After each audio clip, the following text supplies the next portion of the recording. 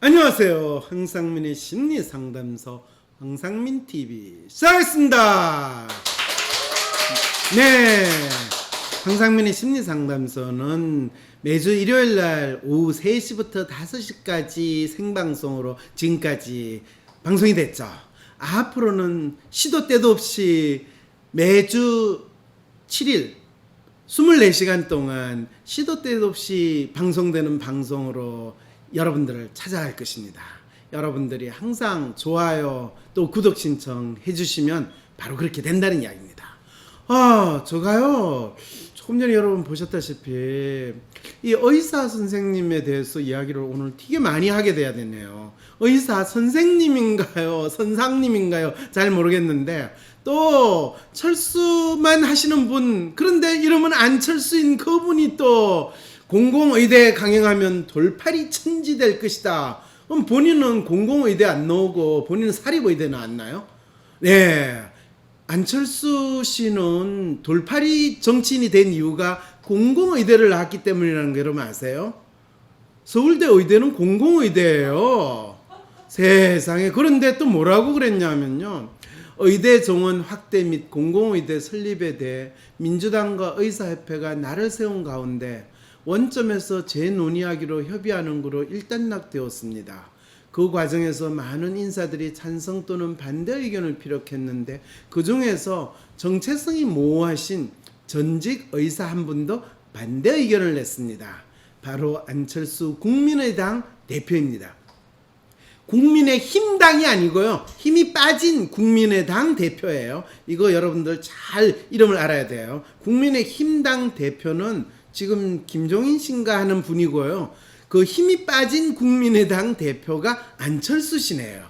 그런데 추천서로 의대를 입학하면 돌팔이 천지가 될 것이다 라고 했는데 추천서는 돌팔매를 맞는다고 해서 돌팔이 천지가 되나? 이게 왜 그러죠? 그렇죠. 우리 조국 씨 딸이 추천서로 이 대학인가 대학원을 갔다 이런 이슈 때문에 그랬을까요? 네, 어쨌든 어떤 사연인지 한번 내용을 봅시다. 공공의대를 졸업하면 서울대 병원을 비롯한 국공립의료기관에 우선 선발할 수 있게 하겠다는 현 정부는 제정신이 아니다. 이게 뭔 소리예요? 본인이 서울대 의대를 나와놓고 공공의대를 졸업하면 이렇다니. 의료에 대한 이 정권 사람들의 무지와 무식에 개탄을 금할 수 없다. 그렇죠. 아니, 본인은 절대로 철수 안 하겠다는데 본인을 철수시켰으니까 이 정권 사람들의 무지와 무식은 개탄을 금할 수밖에 없죠. 이 정권 사람들의 자녀와 친인척, 이 정권의 진영에 끈닿는 사람들끼리만 천년만년 잘 살아보겠다는 것인가? 그럼요. 당연히 사람 심리가 우리끼리 천년만년 잘 살아요 이렇게 되는 거죠. 엉터리 가짜 증명서 추천서로 의대에 입학시킨다면 우리나라 병원과 의료계는 돌팔이 천지가 될 것이다. 그 조민 한 사람으로 가지고 이 문제를 제기한다면, 조민 한 사람 때문에 우리나라 병원과 의료계가 돌팔이 천지가 되면 처음부터 그 병원과 의료계는 존재할 이유가 없는 그 정도 동네라는 걸 지금 스스로 지금 욕하시는 건가요? 철수 씨? 영희 씨가 있군요. 그러네요. 요즘 녹방이냐고. 지금 녹방처럼 들려요. 지금 댓글을 이렇게 막 읽어주면서 방송하는데 이분이 지금 공정하고 합리적인 절차를 무시하며 반칙과 특권으로 기존 절차를 무너뜨리는 진짜 이유가 뭔가, 그걸 알면 지금 문재인 정권이 정권을 잡고 있겠어요? 그걸 알지 못하게 하고 그걸 모르니까 있지. 그걸 왜 물어봐요? 그분들도 몰라서 지금 괴로운데, 정권 잡는 동안 자신들은 용으로 성천하고 국민들은 개천에서 붕어 개구리 가재로 살려는 뜻 아니겠는가? 용으로 성친해가지고 날아갔으면 좋겠어요. 그런데 안 날아가고 항상 하늘 위에서 구름만 가득 채우고 때때로 쓸데없이 빗물만 내세우니까 올해처럼 장마가 길게 가는 거예요. 무슨 국민은 개천에서 붕어 개구리 가재로 살라고요. 지금 붕어 개구리 가재로 살고 싶어도 다 죽었어요. 녹조가 번져가지고. 네, 차라리 대놓고 공정과의 전쟁을 선포하시라. 공정하고 왜 전쟁을 선포해요? 지금 전쟁 선포하는 거는 북한이 전쟁 선포 못하게 하려고 지금 난리를 치는데 이분이 지금 무슨 소리, 이거는 박근혜보다 더 심한 화술이네. 대통령은 의료계 파업을 두고 전투 중에 전장을 이탈했다고 비난했다. 한마디로 탈행병이라는 뜻이다. 본인은 탈행병 아니라는 얘기죠. 입은 비뚤어졌어 말은 봐라 하라고 했다. 그렇죠. 지휘관이 아무 잘못도 없는데 장수들이 왜 종군을 거부하겠냐. 이게 뭔 소리야. 지휘관하고 장수는 또 어떻게 구분이 돼. 지휘관이 장수들 등 뒤에서 짱돌을 던지니까 이런 일이. 이분 진짜 군대를 가도 이 의무 이 병으로 지냈다 보니까 전투를 직접 해보지를 않았어. 이분 아마 군대 생활 제대로 안 한 것 같아. 아니 지휘관이 장수들 등 뒤에서 짱돌을 왜 던져. 지휘관은 장수들 뒤에서 욕이나 하는 게 지휘관이고 장수는 또 이 병사들 대놓고 권총 가지고 후퇴하면 죽인다 하는 거 그거는 독일군이나 하는 이야기고 소련군이나 하는 이야기지. 지금 우리 군은 안 해요. 이분이 진짜 뭘 몰라도. 의료계 파업은 단순히 이익단체의 밥그릇 챙기기 문제가 아니다. 자신들의 평생을 바쳐 일하는 의료 분야의 중대한 변화에 대해 제대로 된 상의나 공론 과정도 없이 잘못된 정책을 일방적으로 밀어붙였기 때문이다. 건강의대 추천 입학제, 황당한 반전공대 학생 선발 같은 반칙과 특권, 비리와 불공정을 떠오르는 모든 망측한 짓들을 당장 진단해라. 당장 진단해라. 진정 공정사회의 특이 때리었는가? 모든 국민의 대통령이 되겠다는 취임사가 단 1%라도 진실이길 바란다. 뭔 소리를 하긴 했네요. 네. 부적절한 여론전과 공권력 남용을 이용한 편가르기를 적극 중단해야 한다. 그러나 일개 전쟁에서 한마음이 돼 싸우고 있는 국민과 의료진을 편가르게 하는 것은 적정 분열이며 이적 행위다. 이거 안철수 유치원생이 와서 이야기를 한 건가요? 아니면 젊은 의사 단체 행동에서 한 거라고요? 네. 코로나 사태 땐 방호복을 입고 수십 년 묵혀둔 의사 면허를 내세워 의료인 코스프레를 본인이 의사들이 부족하다니 의사가 코스프레를 해서 본인의 존재감을 나타냈는데 앞으로 공공의대가 만들어서 가지고 의사가 많아지면 본인이 코스프레를 할 기회를 잃잖아요. 이건 진짜 안철수 씨한테 심각한 생존의 문제라고요. 네. 의사와 정치인을 아우르는 권력을 가진 인간이 자신의 기득권을 보호하려는 대동단결일까요? 이렇게 거창하게까지 이런 이 쫄장부들의 이 코스프레에 우리가 이야기를 해야 되겠어요? 제 생각엔 이 사연 보내주신 분이 이제 생각이에요. 코로나 사태에 병상이 모자라는 판국이니 공공의대 설립을 찬성하는 국민들이 더 많을 것 같은데 의사들 기독권을 지켜주는 것이 선거에서 지는 것보다 더 중요하다는 생각일까요? 뭔 말인지 잘 모르겠어요. 이 말이. 자신은 이미 의사가 아니고 정치인이라 의사 기득권 챙겨줘봤자 건 이득 없을 듯한데 아무리 생각해도 안 대표의 처사는 국민의 한 표가 아쉬운 당대표로서 현명한 처사는 아닐 듯한데요. 이분이 역시 사연 보내신 분이 정치도 모르고 정치인이 아닌 거예요. 지금 의사의 지지를 얻는 게 본인이 지금 집토끼 산토끼 이야기하면 집토끼를 얻는 절호의 찬스인데 당연히 나가야죠. 국민의 당 대표가 아니라 기득권을 가진 사람만 국민의 당 대표라 불러야 하지 않나. 이런 식으로 이야기해봤자 이분한테는 기득권을 가진 사람들은 국민이고 나머지는 소돼지 아니면 개천에 사는 깨구리 송사리 이렇게 되는 거죠. 저도 이제 이분 심리 분석을 하려고 하니까 저도 헷갈리네요.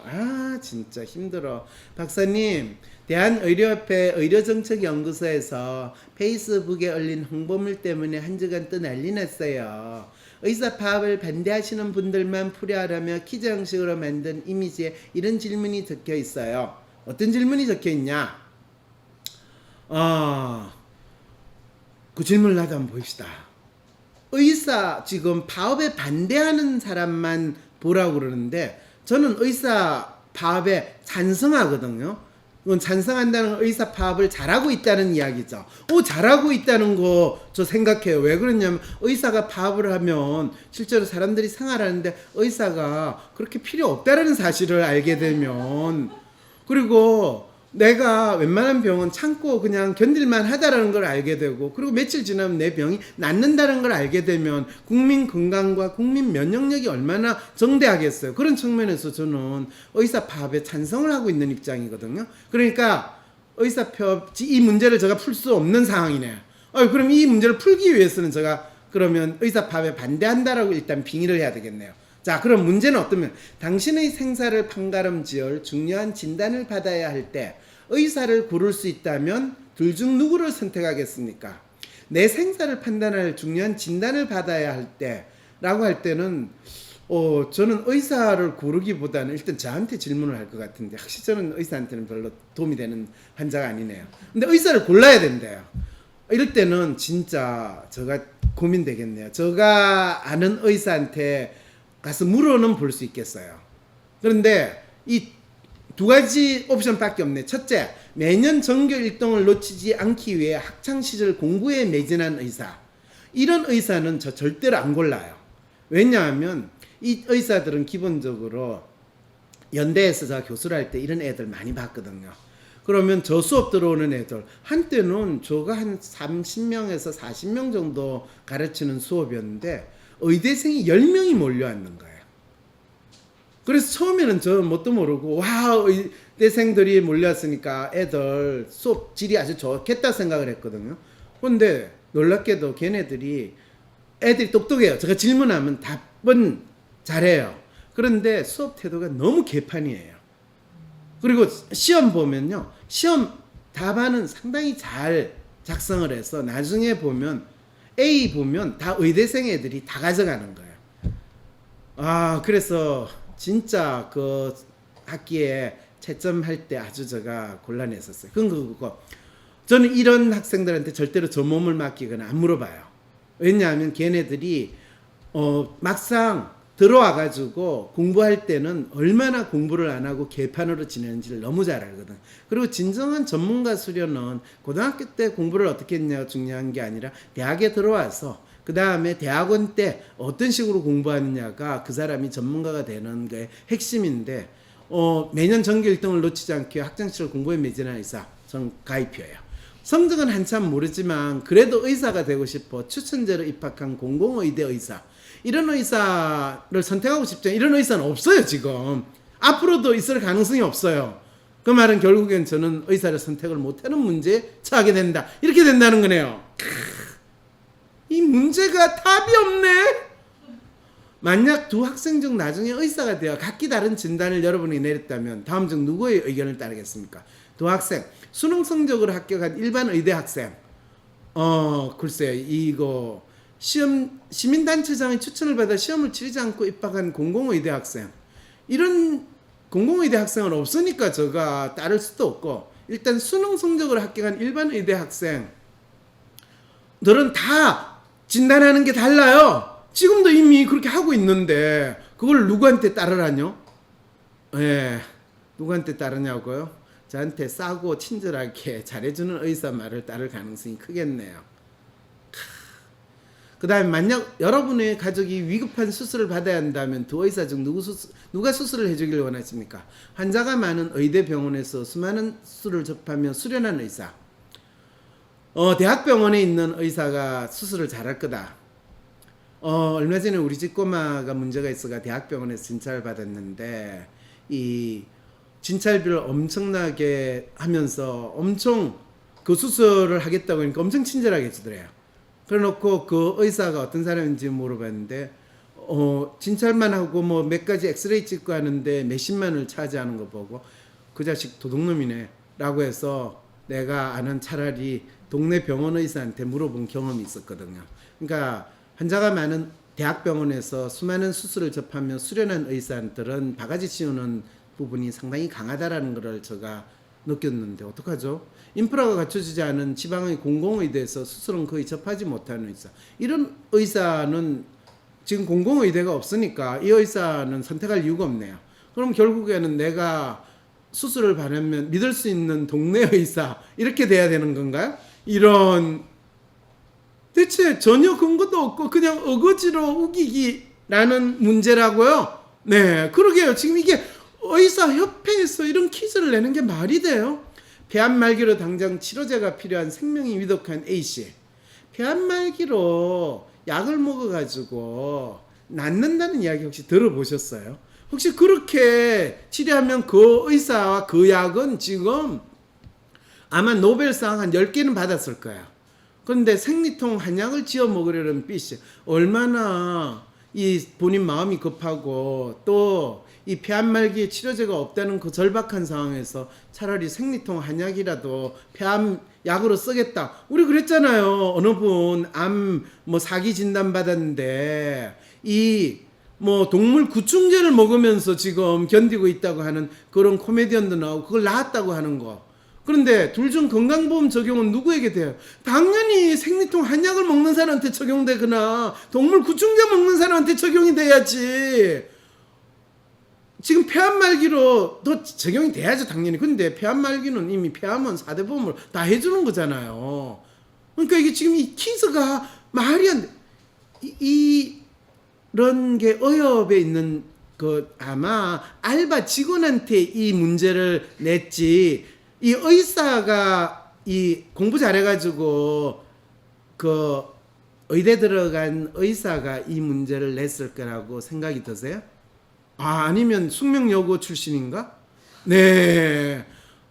아니면 뭐죠? 대체 어떻게 이런 문제를 낼 수 있어요? 그리고 의사협회에서 와, 제가 그냥 기가 막히고 코가 막혀가지고 병원을 가야 될까 그냥 참고 있어야 될까 좀 생각하면서 여러분 다음 방송 기다려주세요.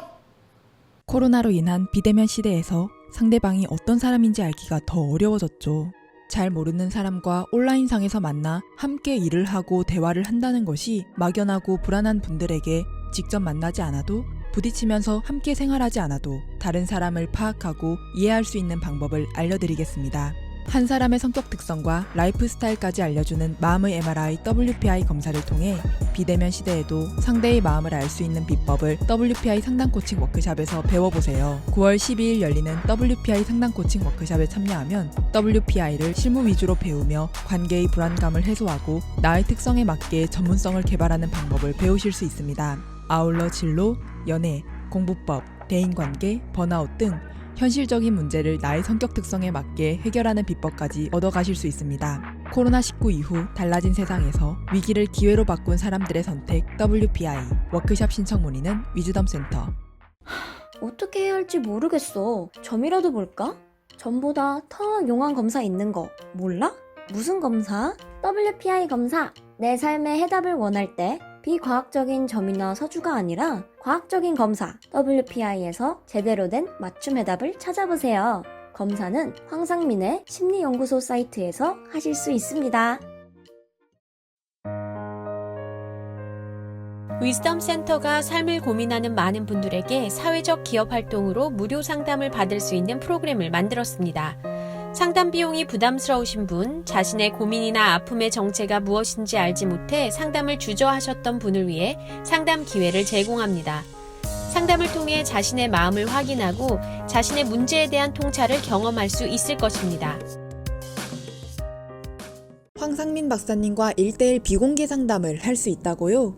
비슷한 WPI 프로파일, 상담 사연을 봐도 알 수 없었던 자신의 본질적인 문제를 파악하고 생각지도 못했던 실용적인 해결 방법을 얻으실 수 있습니다. 자기 삶의 통찰을 얻으시고 반복되는 문제에서 벗어나 원하시는 삶을 살아가세요. 관련 문의는 위즈덤 센터로 연락 바랍니다. 때론 귀여움으로, 때론 멋진 스타일로, 때론 호통으로, 또는 날카로운 통찰로, 때론 허당미까지 당신의 불면을 밝혀줄 황상민의 심리상담소가 훨훨 날아갈 수 있게 작은 약속이 모여 응원해주세요. 후원해주세요. 당신의 후원으로 쑥쑥 크는 황심소. 해피 나눔을 통해 후원 가능합니다.